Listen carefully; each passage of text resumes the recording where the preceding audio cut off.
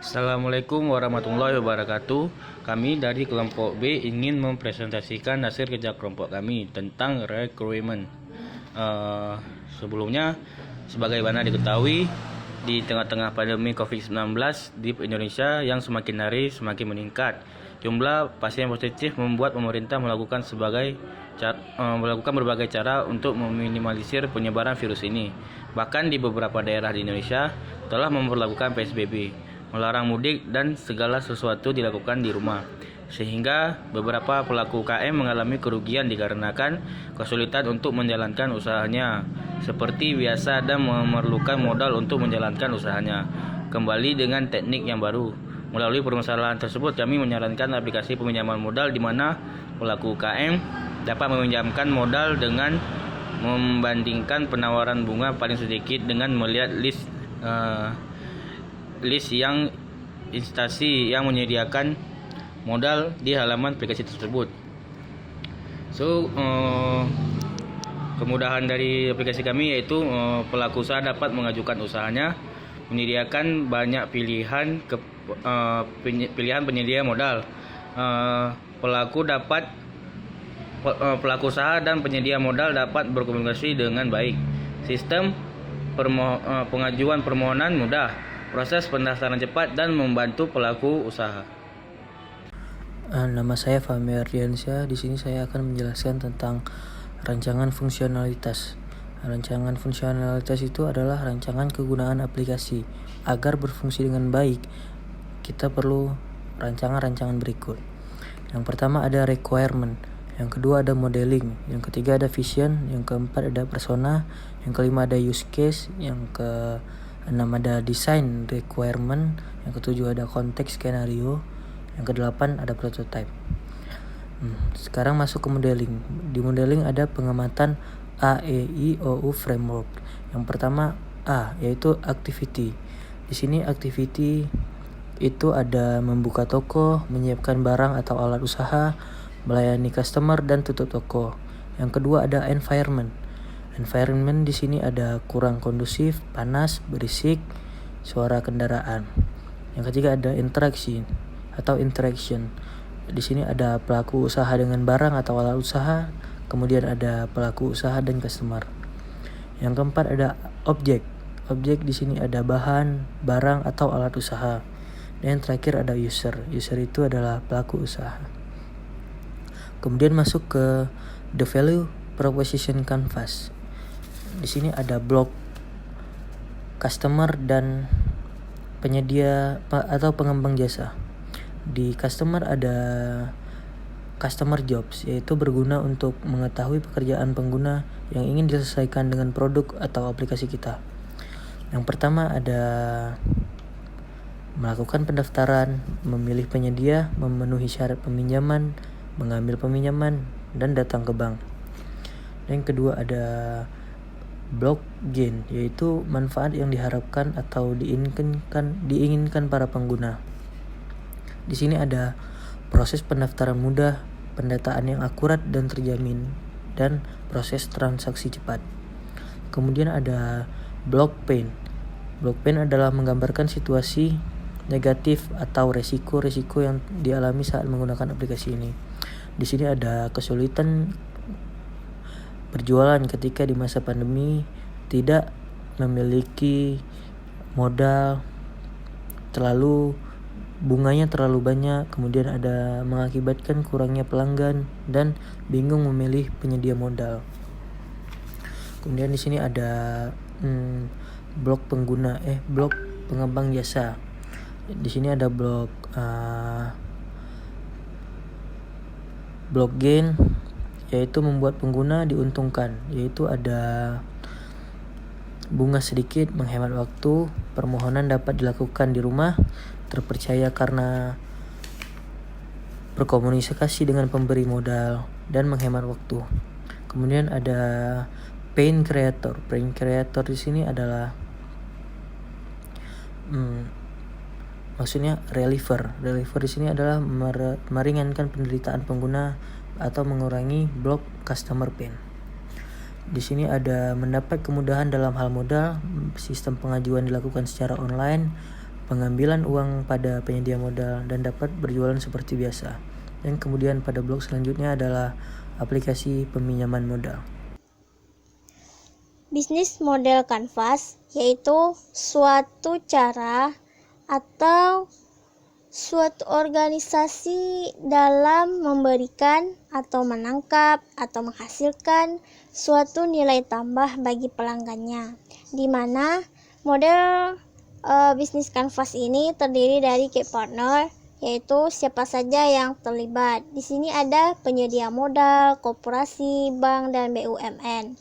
Yang selanjutnya key activitiesnya atau kegiatan utama, yaitu memilih penyedia modal dan mengajukannya permohonan peminjaman modal. Selanjutnya, key ratio atau sumber data yang dipakai di sini yaitu smartphone dan laptop. Value proposition-nya ada menampilkan list penyedia modal, dapat membandingkan bunga yang terendah, proses aman dan terpercaya.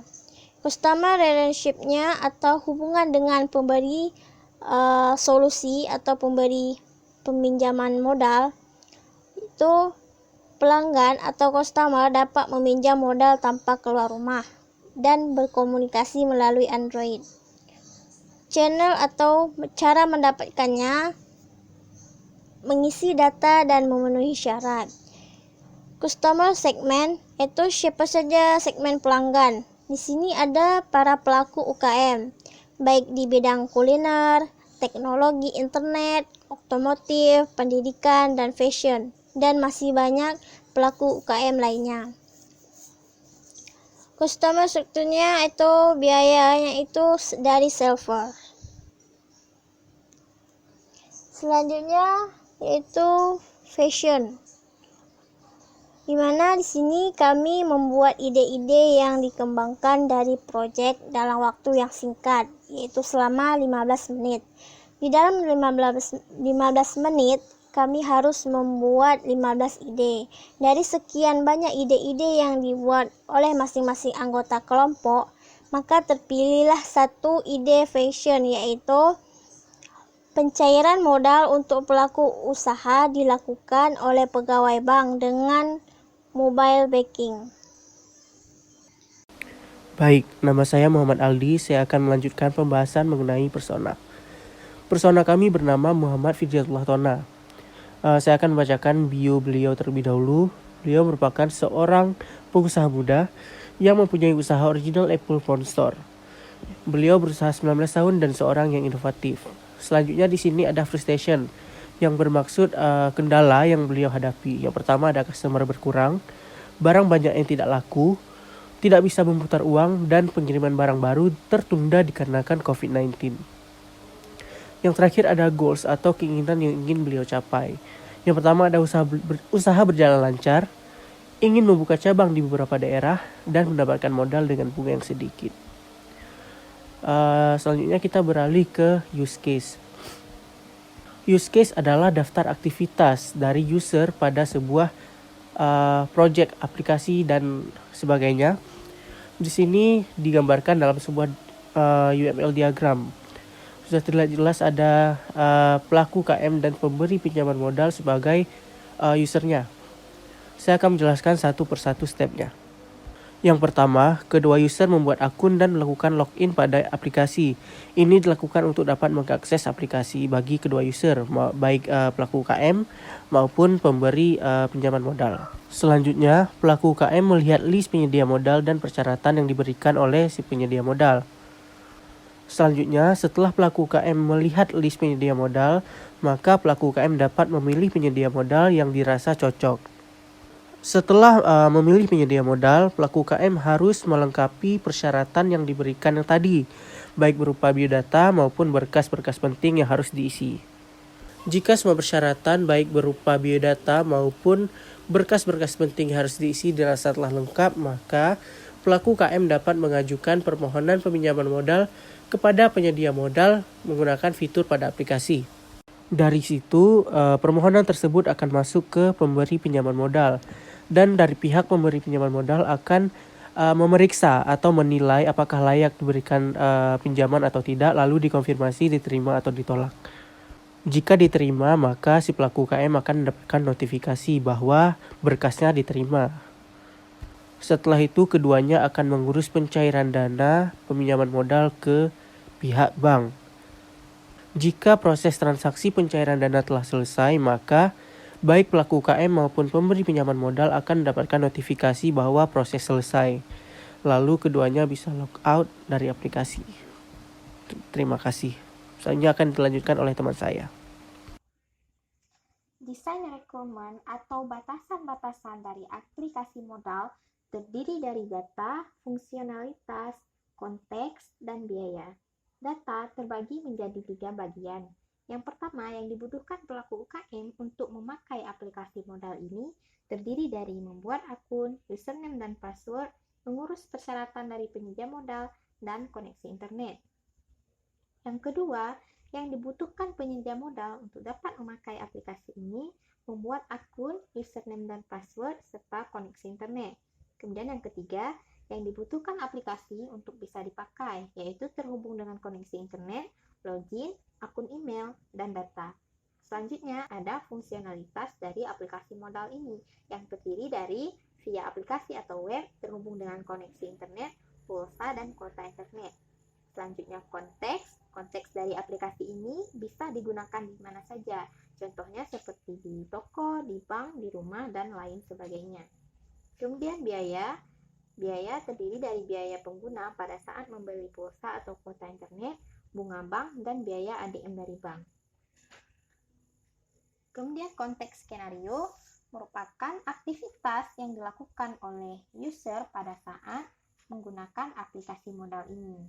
Konteks skenario terbagi menjadi 2. Yang pertama, aktivitas yang dilakukan pelaku usaha pada saat melakukan pinjaman modal melalui aplikasi modal ini. Yang pertama, pelaku usaha melakukan proses create account dan login, kemudian pelaku usaha memilih penyedia modal dan membaca persyaratan yang diberikan oleh penyedia modal. Kemudian, pelaku usaha melengkapi segala berkas dan persyaratan. Jika semua berkas dan persyaratan dirasa telah lengkap, maka aktivitas selanjutnya pelaku usaha dapat mengajukan permohonan peminjaman modal kepada penyedia modal yang dipilih. Jika penyedia modal menerima permohonan pinjaman modal, maka pelaku usaha akan menerima notifikasi dan mengurus pencairan pinjaman modal ke bank. Dan aktivitas selanjutnya, jika semua proses telah selesai, maka pelaku usaha dapat log out. Konteks skenario yang kedua merupakan konteks skenario dari penyedia modal. Aktivitas pertama yang dilakukan oleh penyedia modal yaitu penyedia modal melakukan proses create account dan login sama seperti pelaku usaha. Kemudian penyedia modal melihat dan membuka list permohon pinjaman modal yang telah memilihnya sebagai penyedia modal. Penyedia modal memeriksa kelengkapan berkas atau persyaratan yang diajukan oleh pelaku usaha dan menilai kelayakan pemberian pinjaman modal. Aktivitas selanjutnya, penyedia modal memverifikasi apakah permohonan peminjaman modal diterima atau tidak. Jika diterima, maka aktivitas selanjutnya penyedia modal mengurus pencairan dana melalui bank. Jika semua proses telah selesai, maka penyedia modal dapat logout dari aplikasi modal ini. Bagian yang terakhir dari requirement adalah prototype. Namun untuk demo prototype akan dilanjutkan pada video yang berbeda. Demikian presentasi dari kelompok B. Kami ucapkan terima kasih atas perhatiannya. Mohon maaf jika ada kesalahan. Kami tutup. Assalamualaikum warahmatullahi wabarakatuh.